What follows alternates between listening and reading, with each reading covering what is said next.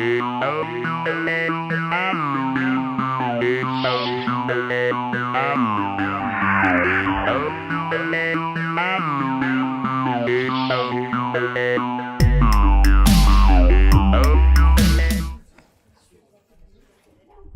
bonsoir à tous.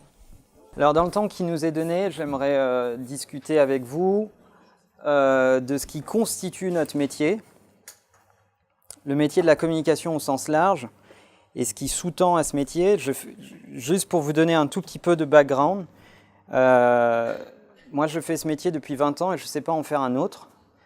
J'ai fondé cette agence il y a 20 ans. On était deux. Aujourd'hui, l'agence est la première agence indépendante en Europe. On est 850 en Europe, 1200 dans le monde. Et notre travail est de fabriquer des expériences mémorables pour les consommateurs en se servant des marques comme des prétextes. J'ai toujours considéré ce sujet comme une occasion de mélanger aussi des univers. Dans les équipes qu'on a à l'agence, on mélange des anthropologues, des sémiologues, des designers. Ce qui m'intéresse dans notre métier, c'est la quantité de spécialistes qui viennent d'univers différents, qui doivent cohabiter les uns avec les autres pour arriver à fabriquer de la communication efficace, mémorable et si possible agréable. Et ce qui est intéressant dans nos métiers, c'est qu'on fait cohabiter des gens qui ne sont a priori absolument pas faits pour travailler les uns avec les autres. Et vous allez les croiser dans votre carrière, je vous le souhaite, que ce soit du côté agence ou du côté annonceur, ça n'a pas beaucoup d'importance. En réalité, ce qui est intéressant, c'est l'assemblage de toutes les spécialités qu'il faut réunir pour arriver à fabriquer de la communication efficace. Souvent, quand je dis ça, vous pensez au métier de la communication, essentiellement. Vous vous dites, OK, il faut combiner des devs avec de l'UX, avec je ne sais pas quoi d'autre, du back, du front, tout ce que vous voulez. Mais en réalité, ça va beaucoup plus loin que cela. Je pense que si aujourd'hui on veut faire une communication efficace, il faut vraiment rajouter des métiers qui ne sont absolument pas en provenance de la communication. Donc comme je le disais, chez nous, on a des anthropologues, on a des sémiologues, on a des statisticiens, on a des électroniciens, on a des mécaniciens. Et ce sont tous les ingrédients nécessaires pour arriver à fabriquer une communication efficace. C'est ce que l'on a fait, par exemple, et je citerai quelques exemples dans cette présentation. C'est ce qu'on a fait, par exemple, avec Nike, qui est un de nos clients à l'échelle mondiale, qu'on accompagne depuis plus de 10 ans. Quand on a commencé à travailler avec Apple pour faire naître les premiers éléments de la basket connectée, Nike Plus, le Fuel Band pour ceux qui courent. Il y a des runners? Il n'y a pas de runners? Vous êtes des grosses feignasses?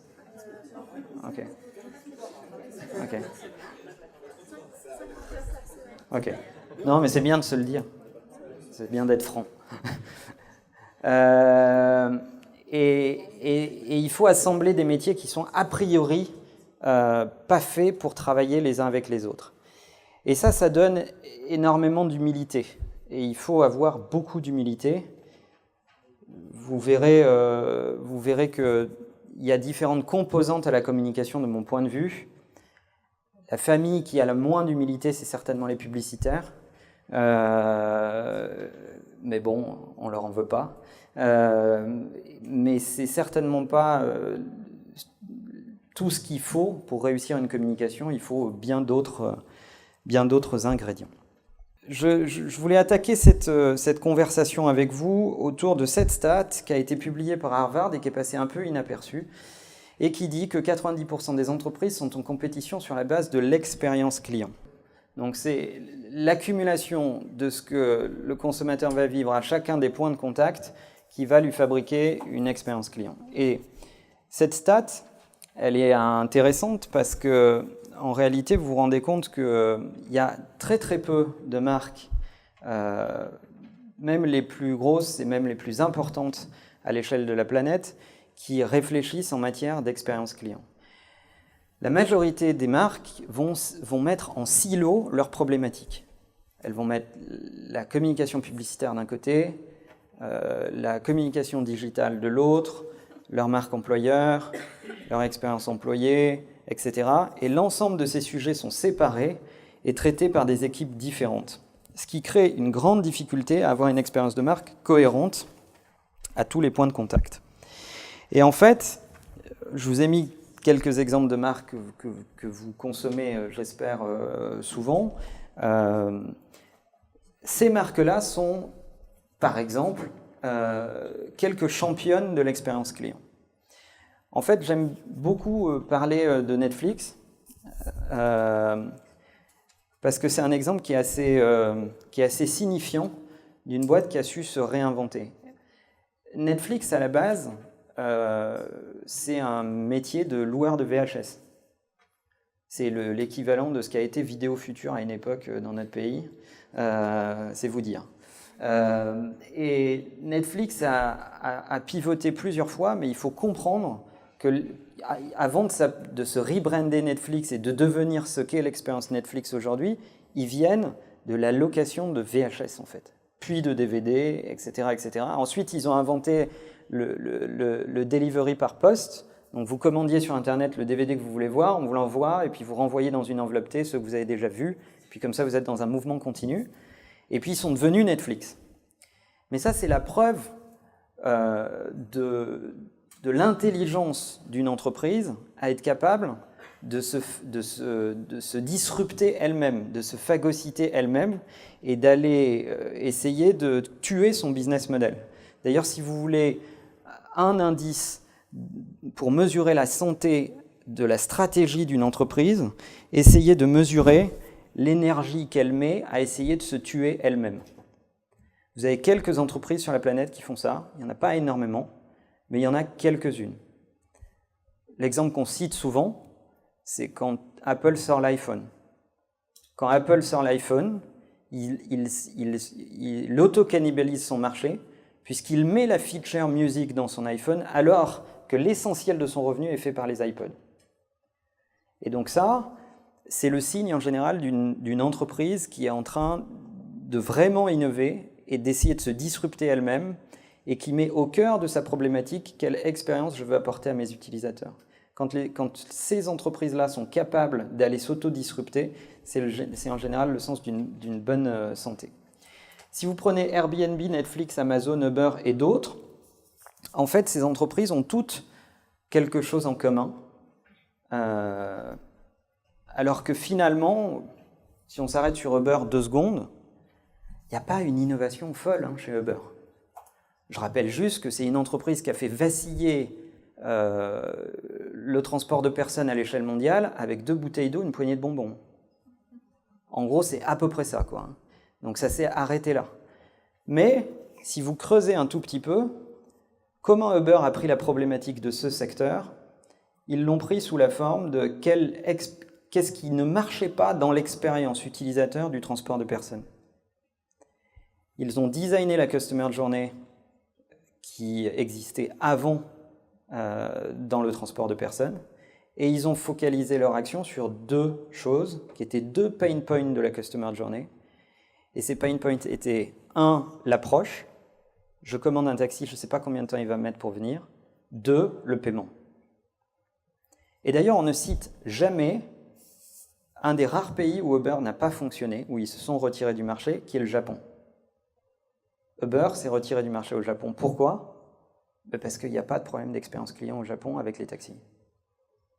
Parce qu'il y a déjà des apps pour commander son taxi, parce qu'on sait mesurer le temps d'approche d'un taxi, parce que le niveau de service des taxis au Japon est supérieur quasiment à ce qu'on a avec Uber, et parce que vous pouvez les payer sous n'importe quelle forme. Ils ont aussi raté en Chine. Ils ont raté en Chine, mais pour des raisons plus industrielles, et ils n'ont pas dit leur dernier mot, puisqu'ils sont en train de préparer leur retour en Chine en ce moment. Le Japon, ils savent que c'est plié. Ils savent que c'est plié parce qu'ils n'arriveront pas, par leur proposition de valeur autour de l'expérience, à fabriquer une unique selling proposition qui soit supérieure pour l'instant, dans l'état actuel de leur service. Pareil pour Amazon, etc., etc. En fait, ce qui est intéressant dans ces quelques exemples, c'est qu'ils ils ont systématiquement deux choses en commun, mais je pourrais en citer plein d'autres, c'est qu'ils sont experience first et digital first. Quand je dis experience first, c'est que l'ensemble de ces marques pensent obsessionnellement à l'expérience de leurs utilisateurs. Mais obsessionnellement. Tant et si bien que c'est devenu quasiment une culture d'entreprise. Amazon met l'essentiel de son énergie et de ses revenus vers ses utilisateurs. D'ailleurs, c'est pas fun de travailler chez Amazon. Chez Amazon, il y a très peu de moyens. Comme la majorité des retailers, ils mettent leur argent vers leurs utilisateurs.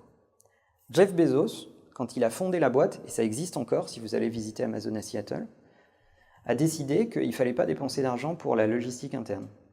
Donc, quand il a monté la boîte, il a regardé les trucs de la plus grande banalité, qui sont comment on s'équipe, des chaises, des bureaux, machin, etc. Il trouvait que les bureaux étaient trop chers. Il a acheté des portes, parce qu'il s'est rendu compte que des portes, c'est moins cher. Donc il a acheté des portes et des tréteaux. Et il a dit, ça sera nos bureaux. Parce que ça coûte moins cher. Et je veux donner un signal à mes équipes que l'argent ne doit pas passer dans nos commodities, mais doit passer dans l'innovation qui est tendue vers l'utilisateur. Aujourd'hui, c'est encore une joke, mais l'intégralité des bureaux d'Amazon sont fabriqués à base de portes. Voilà. C'est un signal, c'est devenu une culture d'entreprise. Et des exemples comme ça, il y en a plein. Et c'est ça, être experience first. C'est penser obsessionnellement à ses utilisateurs. Et le deuxième point, quand je dis digital first, souvent quand je dis digital first, les gens pensent à la distribution, au canal digital, à la façon de s'adresser à l'utilisateur. C'est pas du tout ça. Digital first, ça veut dire que c'est vraiment la culture digitale qui doit prédominer. Donc c'est la culture de la data, c'est la culture de l'agilité, c'est la culture du prototype, c'est la culture du MVP, etc., etc. Et toutes ces boîtes qui réussissent dans ce landscape concurrentiel qui est extrêmement vif, c'est des boîtes qui font pas de politique. C'est des boîtes qui réussissent à lancer des prototypes très très vite. C'est des boîtes qui n'ont pas peur de se planter et d'aller jusqu'à l'échec. Vous avez des tonnes de projets qui ont échoué dans ces boîtes-là. Vous avez des tonnes d'innovations qui ont été abandonnées. C'est un mindset très très fort qui véhicule la façon dont les gens travaillent à l'intérieur de ces boîtes. Et si vous vous rendez compte, moi je passe sur 365 jours dans une année, je passe 220 jours à voyager. Je passe plus de temps à l'extérieur de nos bureaux et à visiter nos bureaux à l'étranger que dans nos bureaux et particulièrement en France. Et je dois vous avouer que chaque fois que je reviens en France et que je fais quelques meetings clients, j'ai l'impression de travailler avec l'homme de Néandertal. C'est-à-dire que c'est la préhistoire totale.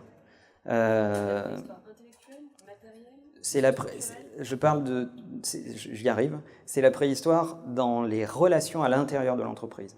C'est les boîtes françaises sont extrêmement politiques, extrêmement hiérarchisées.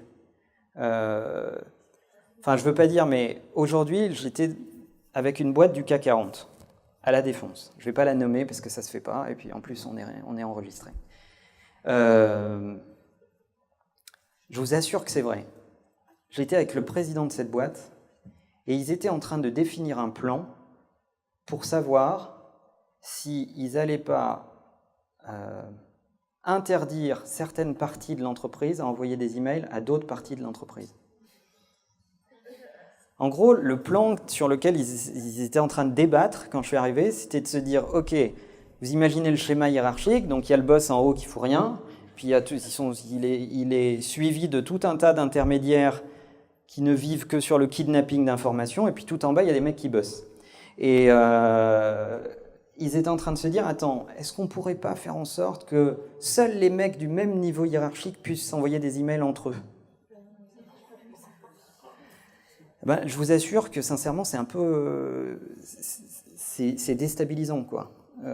Et il y a énormément de boîtes qui sont dans ce cas-là, et j'aime pas le French bashing, mais sincèrement, on a un vrai problème de rapport à l'entreprise et de rapport à la hiérarchie. Et quand je parle de culture digitale, c'est exactement ça. On encense les startups et on encense les boîtes d'innovation, enfin les boîtes qui ont une croissance extrêmement forte. J'en vois beaucoup, je suis investisseur dans un certain nombre de fonds d'investissement, donc je vois beaucoup de startups. Et sincèrement, la seule différence, c'est que c'est des gens qui ne se posent pas trop de questions sur comment il faut y aller. Ils ont une énorme conviction sur où est-ce qu'il faut aller, et ensuite ils y vont, et ils acceptent de faire des erreurs.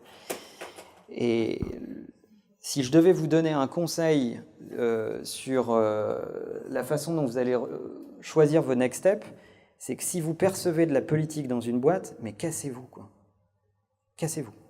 C'est pas la peine d'essayer de discuter, c'est pas la peine d'essayer de négocier, c'est pas la peine d'essayer de les changer. Vous avez des tonnes de gens dont le boulot est d'essayer de faire muter ces boîtes-là. Alors on a mis des buzzwords intéressants autour de ça, on appelle ça la digital transformation, ça fait vivre des tonnes de cabinets de conseil, etc. Donc c'est superbe. Au bout du bout, on essaie juste de faire reconnecter des gens avec notre époque. Bon, si vous n'aimez pas l'innovation et que vous aimez les trucs plan-plan, restez dans ces boîtes. Si vous aimez l'innovation et que vous avez envie de faire des trucs nouveaux pour des utilisateurs que ça va intéresser, dites-vous que c'est juste pas le bon endroit. On est dans une économie mondiale, barrez-vous, trouvez un autre endroit pour le faire. Alors, notre conviction très forte qu'on serine depuis quelques années, c'est « if you're not an experience, you're not a brand ». Quand on dit c'est très bien de dire « ok, les boîtes vont être drivées par l'expérience », mais ça va plus loin que ça. C'est fondamentalement, si vous ne travaillez pas, de mon point de vue, le côté expérientiel de la marque, dans très peu de temps, vous ne serez plus du tout une marque. Ce qui nous oblige à qualifier ce que c'est qu'une marque. Une marque, c'est un potentiel, certes rationnel, c'est un rapport entre un produit, un prix, une offre de service, ce que vous voulez. C'est aussi un potentiel émotionnel. C'est aussi la capacité à raconter l'histoire de cette marque, d'où elle vient, pourquoi elle est en train de mener ces actions-là, qu'est-ce qu'elle est en train de faire, etc., etc. Et ce qui va différencier les marques entre elles dans une économie qui se digitalise très rapidement, c'est leur capacité à être des expériences à tous les points de contact, ce qu'on disait au début. Les marques qui ne le seront pas, elles vont devenir des labels ou des enseignes. C'est mon point de vue. Elles vont devenir une commodité, c'est-à-dire des enseignes qu'on fréquente pas par affection. Quand on devient un label ou une enseigne, on est fréquenté par opportunité. T'as le bon produit, il n'est pas loin de moi, je l'achète, mais si demain j'ai besoin d'à peu près la même chose et que quelqu'un d'autre le fait, il n'est pas dit que je le réachète chez toi. C'est le principe de base des marques distributeurs d'ailleurs, en fait, quand vous y réfléchissez. Et ça, c'est très dangereux si vous, à une position de communicant, ou si vous œuvrez à l'intérieur d'une marque et que vous défendez ce potentiel émotionnel autour d'une marque, parce qu'il ne faut pas se raconter d'histoire. Nous, les communicants, on est des propagandistes. C'est notre taf, hein. On n'est pas là pour dire la vérité, hein. Je suis désolé de décevoir les grandes illusions. Il y aurait les journalistes pour ça, mais bon, c'est plus la catégorie des journalistes qu'on a aujourd'hui. Ils sont censés dire la vérité, mais bon, eux aussi ont glissé. Mais nous, les communicants, on n'a jamais eu ce boulot-là, hein. Nous, notre boulot, c'est de prendre votre cerveau, de faire rentrer des informations dedans et de faire en sorte de fabriquer de la préférence. Nous, on a 2 boulots dans la vie, 2 actions. C'est extrêmement simple. Kidnapper votre attention et fabriquer de la préférence. C'est ça notre taf. Donc pour qui veut travailler dans la communication, un jour dans sa vie, notre taf, c'est ça. Alors après, vous pouvez l'enrober de plein de trucs. Donc ça peut être des belles histoires, il se trouve, tant mieux. Je ne veux pas être cynique avec notre métier, mais il se trouve que des fois, ce sont de belles histoires, des fois, on réveille de belles endormies, des marques oubliées, etc., etc., et c'est formidable. Mais le travail d'un communicant est intentionné. Nous ne sommes pas des artistes. Les artistes, c'est un sujet créatif qui n'est pas commandé, dans lequel il n'y a pas de commanditaire, il n'y a pas d'équation économique, etc., etc. Nous, ce n'est pas du tout le cas, hein. Je vois des têtes hochées, mais enfin, vous avez le droit de ne pas être d'accord, mais je vous donne mon point de vue. Et je pense que seul nourrir la marque n'est plus suffisant. Simplement le fait de raconter l'histoire de la marque ne suffira pas, à notre époque, à continuer à engager les consommateurs, à kidnapper leur attention et à fabriquer de la préférence. Ça ne suffira pas. Mais quand on a dit tout ça, ok, on doit être une expérience, ok, on a compris que c'était ce qui allait driver ce que les consommateurs attendent, etc., etc. On a compris que c'était la façon de faire vivre et de survivre une marque demain, c'est à travers l'expérience. C'est ce que nous dit le CEO de Mercedes aux USA. Ce qui est vachement intéressant dans ce qu'il raconte, c'est que lui, il dit, quand je regarde mes concurrents, c'est pas BM, c'est pas Audi, c'est pas tous ces gens-là. Mes concurrents, c'est Nordstrom, c'est Zappos, c'est Four Seasons. C'est des gens qui fabriquent une expérience, eux aussi. Pourquoi ? Parce qu'à un moment donné, dans la vie d'un consommateur, il va décider dans sa customer journey, est-ce que je vais dépenser du temps pour aller chez Mercedes ou pour aller chez Nordstrom ou chez Four Seasons ou passer du temps online avec Zappos, etc., etc. Et le boulot de la marque, c'est de lui dire « passe du temps en intimité avec moi », quel que soit le canal, que ce soit sur mon site web, mon app mobile, dans une concession ou ailleurs. En réalité, on est dans un rapport assez consumériste vis-à-vis du temps qu'on va réclamer aux utilisateurs. Et n'oubliez pas juste un truc, c'est que vous pouvez vous planter dans votre vie, vous pouvez perdre de l'argent, vous pouvez perdre des biens matériels, tout ce que vous voulez. La seule chose qu'on ne peut pas vous rembourser, c'est le temps. À moins de s'appeler Dieu, potentiellement, et encore, il faut croire en lui. Ce qui est un prérequis quand même. Donc, mais la seule chose qu'on ne peut pas vous rembourser, c'est le temps. Donc un utilisateur, quel qu'il soit, un futur consommateur, un prospect, un suspect, quel que soit l'endroit où vous allez le prendre dans la chaîne de valeur, ce qui ne vous pardonnera jamais, c'est de lui faire perdre du temps. Ça existe dans votre quotidien. Combien d'entre vous sont hyper contents, mais prêts à se rouler par terre de bonheur en se disant « j'ai un pré-roll publicitaire devant ma vidéo YouTube ». Ça ne nous plaît pas, pourquoi ? Mais parce que c'est une interruption sur un contenu qu'on n'a pas demandé, et quand on clique, on attend un contenu et on se tape une perte de temps. La même chose avec les banners. Alors vous n'êtes pas à l'abri de découvrir un truc qui peut potentiellement vous plaire, parce que le travail algorithmique fait que de toute façon on en apprend un peu plus sur vous et qu'on vous sert des publicités qui sont soi-disant plus affinitaires. Mais c'est encore loin d'être très au point. Mais il n'empêche qu'un parcours utilisateur est dicté par une chose si vous pilotez une marque, c'est ne pas lui faire perdre de temps. Donc, dans cette équation à l'expérience, si vous bossez dans une marque et que vous vous dites « Ok, qu'est-ce que je dois faire pour que mes utilisateurs aiment cette marque ?» un des points principaux va être le rapport au temps. Et le rapport au temps qu'il va vous donner. Parce qu'on n'est plus dans l'équation où vous allez pouvoir imposer le discours de la marque à un moment donné. Ça marche de moins en moins, je vais m'y arrêter dans 2 secondes. Donc on est dans une équation autour de l'expérience où il faut mériter le temps que les utilisateurs vous donnent, et en plus il va falloir faire en sorte que l'expérience qu'on leur fait vivre soit plutôt agréable et plutôt mémorable, parce que vous êtes en compétition avec des gens qui n'ont absolument aucun rapport avec le secteur d'activité qui est le vôtre, et la distance géographique se mesure en clics. Donc tout le monde est à un clic de son compétiteur. Donc vous devez mériter les clics qui vous sont donnés, et vous devez mériter le temps qui est passé en intimité avec votre marque. Et donc on doit se poser la question de se dire qu'est-ce qui caractérise une expérience ? Eh bien, on a fait travailler des chercheurs à travers le monde, en Asie, en Europe, aux US, pendant quelques années, et je vous livre ici quelques éléments simplifiés de la méthodologie qu'on utilise, mais qui, en gros, essaye de caractériser la façon dont une expérience se compose et comment on doit la manager. Une expérience, c'est avant tout 3 éléments. L'expérience projetée, l'expérience vécue, l'expérience partagée. L'expérience projetée, c'est ce que la communication a fait ces 60 dernières années, obsessionnellement et avec boulimie. C'est la communication publicitaire descendante. En gros, c'est tout ce que la marque dit et tout ce qu'elle contrôle. En gros, c'est moi en tant que marque, tout ce que je maîtrise, tout ce que je peux mettre au point comme message et que je vais propulser vers l'extérieur.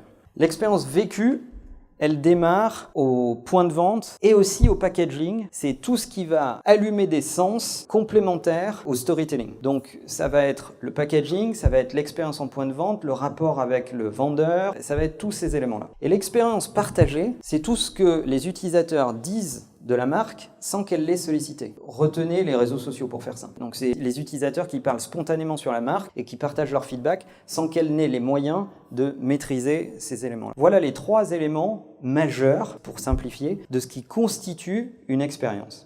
Évidemment, au centre, vous avez des consommateurs qui attendent des choses. Donc tout démarre de l'insight conso. Évidemment, tout ça n'est pas si simple parce que si on commence à combiner le online et le offline, ce schéma devient un petit peu plus compliqué. Parce que dans l'expérience projetée, vous avez du own media et du paid media. Dans l'expérience vécue, vous avez du pré-achat, de l'achat et du post-achat. C'est-à-dire qu'il y a des gens qui viennent pour repérer, il y a des gens qui viennent pour acheter, il y a des gens qui viennent en SAV parce qu'ils ne sont pas contents. Et ça participe de l'expérience vécue. Et puis dans l'expérience partagée, pour vous donner le schéma dans sa version la plus simple, vous avez la réputation, vos RP, tout le earn. Et si on commence à coller des points de contact, eh ben vous avez tout ce qui environne une marque dans son quotidien. Vous avez, dans son expérience projetée, vous allez avoir son SEO, son application de marque, son site de marque, son website, mais vous allez avoir ses emailing, ses web ads, ses mobile ads, ses social ads, la télé, la radio, l'affichage, la presse, le cinéma, le sponsoring, etc. Et tout ça, ce sont uniquement les points de contact de l'expérience projetée. Et il va falloir les coordonner avec mon expérience vécue. Et dans mon expérience vécue, j'ai quoi? J'ai mon site de e-commerce, j'ai mes marketplaces, mes apps mobiles, ma PLV, mon digital retail, mes solutions de paiement, parce que si le paiement est pourri, ça ne marche pas, que ce soit en magasin ou en e-commerce, et ça participe de mon vécu. Tout le monde a parlé des Apple Store avec le fait qu'il n'y ait pas de caisse et qu'on paye au vendeur avec lequel on est engagé. Ben ça a été un des gros éléments de succès des Apple Store. C'est le fait de changer le parcours utilisateur pendant l'acte d'achat. Vous avez même le self-checkout aujourd'hui. Si vous allez au rayon des accessoires, vous avez l'application Apple Store sur votre iPhone, vous scannez, vous payez avec votre fingerprint et votre compte iCloud et vous partez, vous n'allez pas parler à un vendeur. Ok? C'est pas de la science-fiction, hein, rentrez dans un Apple Store, allez-y, faites-le, vous verrez. Et dans l'expérience partagée, vous avez évidemment des éléments qui sont plus durs à maîtriser. Les médias sociaux, les influenceurs, qu'ils soient digitaux ou pas, tous les réseaux sociaux, mais aussi une masse dont on ne parle pas souvent sur le web, qui vont être les forums, les blogs, toute la longue traîne du web qui constitue un niveau de signal autour de votre marque et un niveau de murmure qui est hyper important pour fabriquer un point de vue autour de la marque, mais évidemment les clubs de fans, mais aussi les journalistes, etc., etc. Et tout ça, c'est la schématisation mise en musique de ce que doit être une expérience de marque. Et notre point de vue, c'est que, ok, on doit vous enseigner ce que c'est qu'une plateforme de marque, et une plateforme de marque, c'est très utile pour ça, pour l'expérience projetée, pour coordonner son expérience projetée. Mais en fait, si on est tous convaincus qu'il faut devenir une expérience pour rester une marque, alors c'est plus une plateforme de marque qu'il nous faut, c'est plus seulement une plateforme de marque. C'est un contrat d'expérience avec la marque. Les marques qui gagnent, celles dont je vous parlais auparavant, mais il y en aurait plein d'autres, c'est celles qui ont un alignement ultime entre ce qu'elles disent, ce qu'elles font vivre et ce qu'on dit d'elles. Et pour arriver à repenser une façon de concevoir la communication de façon efficace à notre époque, en réalité, prenez cette roue, faites-la tourner d'un tiers de tour et vous faites remonter le bleu en haut. Comment on a enseigné la communication pendant des dizaines d'années? On l'a enseigné toujours de la même façon. On a dit trouve une histoire, rends-la unique et mémorable, ou créative, ou drôle, ou tout ce que tu veux, c'est-à-dire tous les éléments du subterfuge. Alors, vous prenez votre parapheur du bon publicitaire, donc quand vous n'avez pas d'idée, il y a les animaux, les gamins, les blagues, voilà, donc ça c'est un directeur créatif qui n'a plus d'idées. En général, il finit là-dessus, en fait. Donc, on a le lexique de ce qui fonctionne et ce qui ne fonctionne pas en fonction des cibles, etc. C'est assez simple de craquer des problèmes de communication en utilisant les ressorts habituels pour se faire remarquer. Si c'est un peu bien exécuté par des bons DA, des équipes de tournage, etc., ça marche, ok, très bien. Notre problème aujourd'hui, c'est que démographiquement, le temps passé ici baisse. Le temps passé à regarder de façon spectaculaire et attentive la communication qui vous est jetée au visage baisse de plus en plus. J'espère ne pas avoir à vous convaincre que c'est vous qui choisissez ce que vous voulez voir et quand vous voulez le voir. Et donc, cette équation, elle marche de moins en moins. Et donc, c'est pour ça qu'il va falloir passer de la plateforme de marque au contrat d'expérience. Parce que la trace mémorielle qui va être la vôtre pour choisir le produit de demain peut, en grande partie, dépendre de ce qu'un de vos potes va vous dire sur les réseaux sociaux ou dans la vraie vie, ou de ce que vous allez vivre dans le magasin. Ici, c'est ce qu'on appelle le phénomène du showrooming. Ça a fait le succès de Amazon. Vous allez à la Fnac ou chez Darty, vous voyez un produit parce que vous avez besoin de le voir en vrai, vous scannez le barcode, vous l'achetez chez Amazon. Vous n'allez pas non plus vous trimballer la télé jusque chez vous, quoi. On n'aurait quand même pas déconné. En fait, le problème, quand vous êtes Alexandre, le patron de la Fnac, Alexandre Bompard, et Darty maintenant qu'il a racheté en partie, c'est que vous payez les loyers, vous payez les vendeurs, donc vous faites la démo et vous ne faites pas la vente, vous ne closez pas la vente. Donc si vous ne réinventez pas une expérience supplémentaire pour vous faire préférer, vous allez mourir. Inévitablement, vous allez mourir. Parce que vous servez uniquement de showroom et les consos se disent « Attends, moi j'ai Amazon Prime Now, je ne paye plus la livraison, pas me faire chier, le prix il est aligné voire moins cher, qu'est-ce que je vais me faire chier à aller acheter ma télé à la Fnac, quoi ?» Donc vous vous rendez compte qu'on glisse d'un rapport qualité-prix vers un rapport expérience-prix. Et que les marques qui prennent des parts de marché et qui ont de la croissance sont celles qui proposent la meilleure expérience. Celle qui est la plus sans couture, où les points de contact ne sont pas douloureux. Ok ? Et donc, comme ça ne suffit plus de fabriquer des belles histoires, parce qu'avant les consommateurs étaient muets, donc on leur racontait des belles histoires, ils allaient en point de vente, ça se passait pas forcément extrêmement bien, mais bon, ils n'avaient pas trop les moyens de faire autrement, ils n'avaient pas trop les moyens de nuire à la marque non plus, et parce que ça se limitait au bouche à oreille, depuis les réseaux sociaux, tout ça est terminé. Donc prenez l'équation dans l'autre sens. Pour bien construire un contrat d'expérience, on va raisonner dans l'autre sens, on va démarrer par là.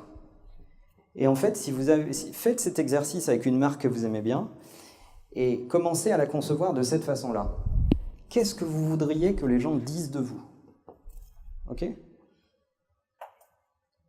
Donc, je suis la Fnac, je suis Darty, je suis Nike, je suis qui vous voulez. Qu'est-ce que j'aimerais que les gens disent de moi ? Donc, qu'est-ce qu'il faut que je leur fasse vivre ?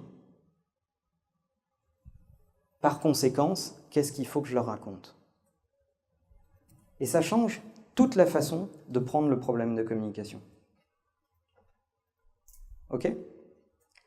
Si je définis ce que j'aimerais que les gens disent de moi, je suis obligé d'aligner la réalité de l'expérience. Et aligner la réalité de l'expérience, ça veut dire aligner mes forces de vente. C'est des trucs pas sexy.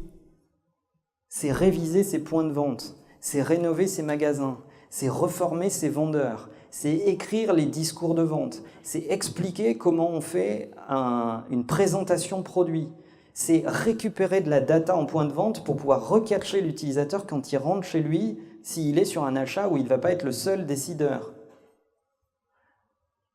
Pour lui envoyer automatiquement, dès qu'il a regardé des produits en point de vente, la fiche récap dans sa boîte mail dès qu'il sort du magasin avec tout ce qu'il a regardé, et comme ça il peut réfléchir à tête reposée et se mettre à un clic. C'est exactement ce que fait Best Buy aux US. Le secret de Best Buy aux US, c'est exactement ça.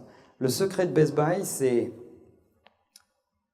ok, tu viens en point de vente, ok, tu regardes les produits, mais dès que tu sors du magasin, tu reçois un email dès lors que tu as accepté dans ton interaction avec ton vendeur de donner un minimum de data, que ce soit ton compte Twitter ou ton email ou ce que tu veux. Tu reçois un récap de ce que tu as regardé, les coordonnées directes du vendeur avec lequel tu as parlé, voir son compte Twitter pour continuer à la conversation et lui poser des questions. Et ensuite, le call to action peut parfaitement être un achat online. Je rappelle que jusqu'il y a 18 mois, Fnac.com était en concurrence avec le retail Fnac. C'est-à-dire que les équipes Fnac.com, on leur disait « Votre ennemi, c'est nos magasins. Vous devez faire du chiffre d'affaires et vous allez être évalué sur le chiffre d'affaires que vous faites online. Et si l'utilisateur il va acheter en magasin, vous serez pénalisé dans la façon dont on vous score. » Quand je vous parlais des problèmes culturels liés à l'innovation dans les boîtes, on touche au cœur du problème. Donc si je prends le sujet dans cet ordre-là, d'abord par le partagé, ensuite par le vécu, et enfin par ce que je dois raconter, alors l'histoire devient plus cohérente. Alors j'arrête de seriner des belles histoires et je commence à fabriquer des expériences qui commencent à être alignées et cohérentes. Un exemple. Comment est constitué un contrat d'expérience ? Un contrat d'expérience, c'est une promesse d'expérience et 4 valeurs, le sens, le relationnel, l'émotionnel, le transactionnel. Okay ? Un autre élément fondamental que je voulais partager avec vous, c'est quand on vient de l'univers de la communication, on a tendance à sous-estimer un facteur extrêmement important qui va distinguer les projets qui fonctionnent des projets qui ne fonctionnent pas. Les projets qui fonctionnent, ce sont les projets dont que les utilisateurs vont s'approprier. Quelle est la première audience d'une marque ? Quel est le premier public d'une marque ? Ses employés. Aujourd'hui, vous vous rendrez compte que la majorité de l'argent est mis à l'extérieur, tendu vers les consommateurs, et très peu d'argent est mis sur l'innovation interne. Et les boîtes qui n'arrivent pas à équilibrer les efforts qu'ils font vers l'extérieur versus les efforts qu'ils font vers l'intérieur sont des boîtes qui ont du mal à rester compétitives. En fait, la communication, elle est externe, certes, mais elle est aussi interne. Et il ne peut pas y avoir de nouvelle expérience consommateur s'il n'y a pas d'expérience employée. Vous ne pouvez pas faire vivre les gens dans la préhistoire et leur demander de raconter de la science-fiction aux clients sur le floor. C'est pas possible. Et la différence entre un projet de communication qui fonctionne et un projet de communication qui ne fonctionne pas, c'est un projet de communication qui a prévu un volet d'appropriation par les employés. On ne conduit pas le changement à rebrousse-poil. C'est pas possible. Le changement, il se conduit avec la première audience d'une marque, qui sont ses employés. Et souvent, dans les projets de communication, on oublie le facteur interne et l'appropriation. Et si vous oubliez ça, vous êtes nulle part dans l'expérience vécue. Vous n'amenez pas le staff avec vous. Vous n'amenez pas vos vendeurs avec vous. Vous n'amenez pas vos points de vente avec vous. Vous n'amenez pas l'équipe avec vous. Vous n'amenez pas vos community managers avec vous. Vous ne définissez pas le tone of voice de ces community managers, etc., etc. Donc, dans tous les projets de communication, de grâce, n'oubliez jamais le volet interne. C'est ce qui fera que ça marchera mieux qu'un autre projet. Enfin, la question qu'on se pose rarement quand on est embarqué dans un projet de communication, c'est la question du pourquoi. Pourquoi on fait les choses ? Et malheureusement, on voit passer des tonnes de gens qui s'affairent autour d'un projet. Et moi, la seule question que je pose quand je rentre dans un meeting sur un projet que je ne connais pas, c'est la seule, je vous le garantis, c'est pourquoi sommes-nous en train de faire ce qu'on est en train de faire ? Et si je n'ai pas de réponse cohérente ou si j'ai des contradictions entre les équipes, je stoppe le projet. C'est comme ça qu'on travaille chez nous. Voilà. Et des fois, le client ne me dit pas la même chose que mes équipes. Des fois, mes équipes entre elles ne se disent pas la même chose. Et des fois, chez le client, entre eux, ils ne me disent pas la même chose. En fait, prendre le temps d'aligner les acteurs d'un projet ensemble autour du pourquoi et pas du comment et pas du quoi, c'est extrêmement important. Prendre le temps de se dire qu'est-ce qu'on est en train de faire, pourquoi on le fait, comment ça nourrit le contrat d'expérience de la marque, comment ça va lui permettre de prendre position sur quelque chose à long terme. Et cette question, elle est très rarement posée. Dans toutes les équipes de com, majoritairement, je vois du comment, je vois du quoi, et je vois très peu de pourquoi. Et c'est dommage. C'est dommage parce que Simon l'a très bien dit, « People don't buy what you do, they buy why you do it ». Et si vous avez un seul bouquin à lire, un seul, il s'appelle « Start with Why » et il a été écrit par ce monsieur. Ça changera potentiellement votre façon de regarder la communication. C'est un mec qui a travaillé dans la pub pendant 30 ans, qui est anthropologue de formation et qui a fait le TED Talk le plus vu de toute l'histoire de TED. Si vous... Start with Why. Ouais. Ah si, il a commencé très très jeune, il a presque pas d'études, il a fait ses études après, en cours de parcours. Et sincèrement, ne lisez qu'un truc, c'est ça. Si vous devez en lire qu'un. Voilà. Et si vous connaissez cette théorie, pratiquez-la. Cette théorie dit que, en réalité, dans toute équipe projet, il y a plein de gens qui savent décrire ce qu'on est en train de faire. Il y a un peu moins de gens qui savent décrire comment on est en train de le faire. Et il y a presque personne qui sait décrire pourquoi on est en train de le faire. Et dans toutes les équipes que j'ai vues, que ce soit chez Facebook, chez Blablacar, chez YouTube, je peux vous démultiplier les exemples, la différence entre des équipes qui vont véritablement innover, qui vont véritablement avoir un impact sur le projet qu'ils sont en train de mener, c'est celles qui savent parfaitement, en une phrase, vous dire pourquoi ils font les choses. Donc, quel que soit le projet dans lequel vous travaillez, posez-vous obsessionnellement cette question. Et il faut se la poser tous les jours. Parce que c'est vraiment ce qui va faire la différence. Merci de votre attention. Bonne soirée.